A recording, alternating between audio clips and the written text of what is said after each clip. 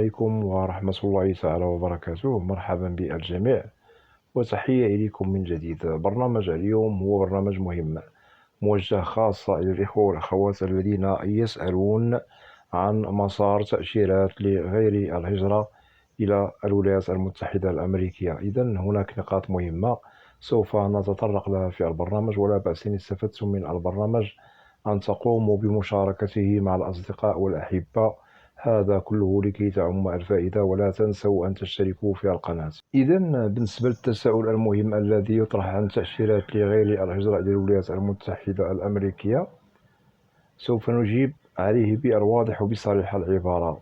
هناك أسئلة متعددة طرحت علي عبر القناة، مما جعلني أقوم بتنزيل هذا البرنامج خدمة للإخوة الذين هم مهتمون بهذا الأمر، والذين منهم من هم مقدمون على تأشيرات لغير الهجرة، وهناك من يريدون التقديم عليها عما قريب ومستقبلا. إذن تأشيرات لغير الهجرة يشتغل عليها لدى السفارات والقنصليات الأمريكية بشكل منظم، ليس هناك من مشكل. ونؤكد على الإخوة الذين لديهم قلق وحيرة فيما يتعلق بهل ممكن لهم أن يتحصلوا على موعد للمقابلة المتعلقة بتأشيرات لغير الهجرة، وهل ممكن لهم أن يتحصلوا عليها بسلام بدون عرقلة بدون مشكل. نؤكد بنعم، هناك إخوة وأخوات قدموا على تأشيرات لغير الهجرة، وأكيد تأشيرات لغير الهجرة لا تخول للحاصلين عليها الإقامة الدائمة بأمريكا، لأنها تعتبر مؤقتة، ونسطر على هذا.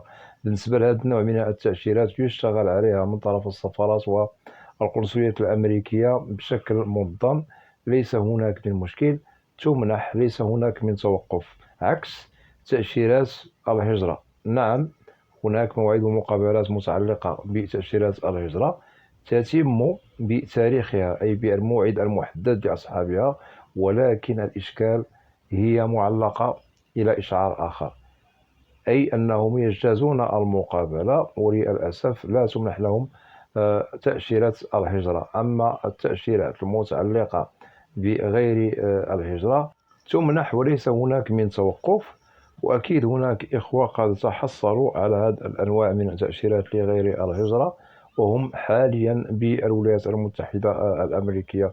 وأكيد سبق لي أنني وضحت أنواع تأشيرات لغير الهجرة، هي مختلفة، من ضمنها تأشيرات زيارة، تأشيرات سياحة، تأشيرات هناك العمل الذي سوف نحسبه مؤقت، كذلك تأشيرات دراسة، تأشيرات علاج، إلى غير ذلك من أنواع تأشيرات لغير الهجرة، وهي كثيرة. ونؤكد هذه التأشيرات لا تخول للحاصلين عليها المكوث والإقامة الدائمة بأمريكا، بل ضروري ومؤكد أن يقيموا إقامتهم المؤقتة التي تحسب على هذه التأشيرة لغير الهجرة التي تحصلوا عليها، وعليهم العودة إلى بلدهم الأم. هذا هو القانون الموضوع على تأشيرات لغير الهجرة، عكس تأشيرات الهجرة تخول للحاصلين عليها الإقامة الدائمة والمكوث دائما بالولايات المتحدة. أكيد الحصول على الجرين كارد مع الجنسية الأمريكية من بعد 5 سنوات.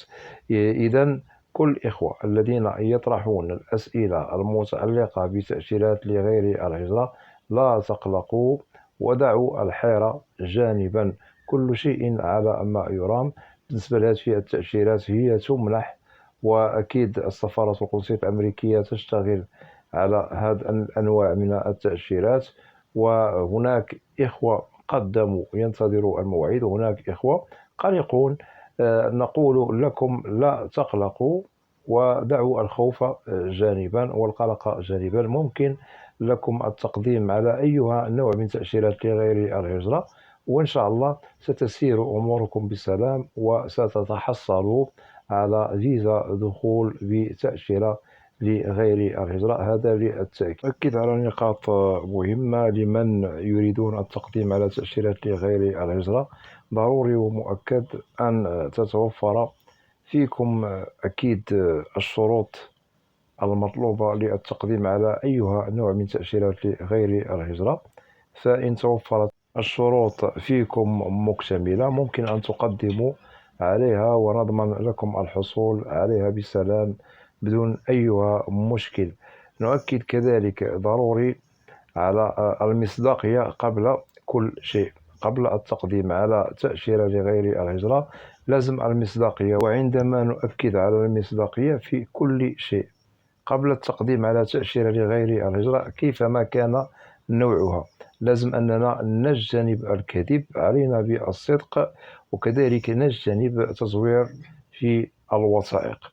هذا للتأكيد، لأنه في حالة أنكم غير صادقون في التقديم على أي نوع من تأشيرات لغير الهجرة إلى الولايات المتحدة الأمريكية أكيد ستجدون مشكلا في عدم الحصول على الفيزا. وهناك بعض الإخوة وقعوا في المحظور بحكم أنهم زوروا ولو وثيقة، ومنهم من كذب وإلى غير ذلك. هذه أسباب قد تحملكم أشياء أنتم في غنى عليها. لهذا ننصح قبل التقديم على أي نوع من تأشيرات لغير الهجرة لازم المصداقية في كل شيء، وقد وضحنا لكم كل ما هو مهم متعلق بالتقديم.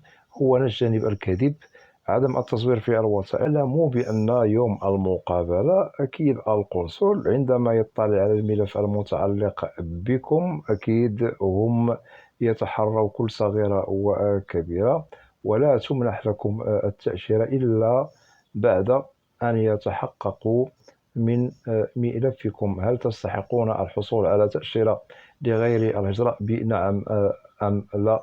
لهذا ننصح الإخوة والأخوات قبل تقديمكم على أي نوع من تأشيرات لغير الهجرة أو أي نوع من تأشيرات الدخول إلى الولايات المتحدة الأمريكية، ونؤكد على تأشيرات الهجرة لازم المصداقية في كل شيء. كذلك نؤكد على نقطة مهمة، لازم أن نجد سجلكم العدلي خالي من أي شبهات متعلقة بخروقات قانونية سواء في بلدكم الأم أو في بلد آخر سبق لكم أن دخلتموه. هذا للتأكيد. إذن بالنسبة للسجل العدلي أكيد سوف يطلب منكم يوم الموعد والمقابلة مع الوثائق، ولازم أن نجد السجل العدلي أو الجنائي نظيف ليس هناك من شبهات به لكي تمر أموركم بخير وسلام. وأكيد السجل العدلي نطلبه من المحكمة أي في بلدكم الأم. عندما تشهد المحكمة بأنه ليس لديك مشكل والملف الذي يخصك نظيف أكيد تمر أمورك بسلام وتتحصل على التأشيرة 100%. كذلك نقطة مهمة بالنسبة للذين يريدون التقديم على أي تأشيرة من أنواع تأشيرات لغير الهجرة لازم أننا نجد بأنكم ليس لديكم مشكل سابق لخلق فيزا دخول إلى الولايات المتحدة الأمريكية، لأن هناك بعض الإخوة سبق لهم أن خلقوا مثلا تأشيرة سياحة وقدموا على تأشيرة أخرى للدخول إلى الولايات المتحدة الأمريكية، وقد تبين يوم المقابلة بأنهم خارقوا قانون دخول إلى الولايات المتحدة عن طريق تأشيرة لغير الهجرة، مما استدعى من موظف السفارة أو القنصل أنه يرفض تأشيرة دخول التي قدم عليها المعني بالأمر. إذا سر نجاح الحصول على فيزا لغير الهجرة للدخول بها بسلام إلى الولايات المتحدة الأمريكية، أولا وضحنا ضروري من المصداقية في كل شيء عند تقديمكم على طلب تأشيرة الدخول إلى الولايات المتحدة، ونؤكد على تأشيرات لغير الهجرة. ضروري من توفر الشروط المطلوبة مكتملة بدون نقص. كذلك لازم خلو السجل العدلي من أيها شبهة سواء كانت خلقا لقانون في بلدكم الأم أو في بلد آخر. كذلك لازم عدم وجود مشكل سابق لخلق فيزا دخول إلى الولايات المتحدة الأمريكية. إذن إن توفرت جميع الأشياء التي وضحناها لكم في البرنامج فيكم مكتملة، نضمن لكم الحصول على الفيزا. واعلموا في حالة أنه لديكم مشكل ولو بسيط غير مقبول، أكيد لن تتحصلوا على الفيزا يوم الموعد والمقابلة. إذن إلى كل من هم طارحون الأسئلة المتعلقة بتأشيرات لغير الهجرة، ممكن أن تقدموا عليها. بالنسبة للإخوة الذين إن شاء الله يريدون تحديد موعد لهم، ممكن لكم أن تقدموا على هذه الأنواع من التأشيرات، فهي تمنح، ليس هناك من مشكل.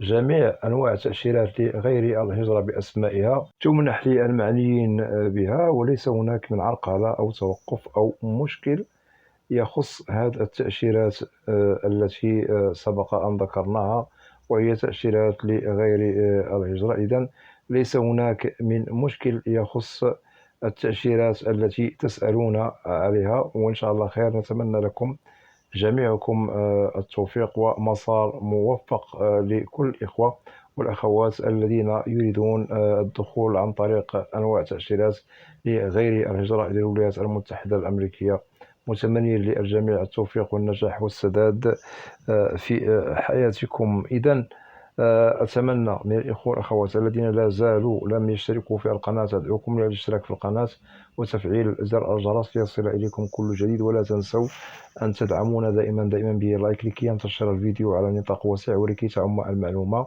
وأتمنى بالنسبة للقناة محتواها كامل وشامل عن الهجرة والمهاجر إلى الولايات المتحدة الأمريكية بشكل عام وكذلك. وإذا لديكم أسئلة ممكن طرحها كتعليق، ستجد الإجابة عبر البرنامج المعروف في القناة، برنامج أسئلة وأجوبة، لأنني لا أستثني منكم أحدا.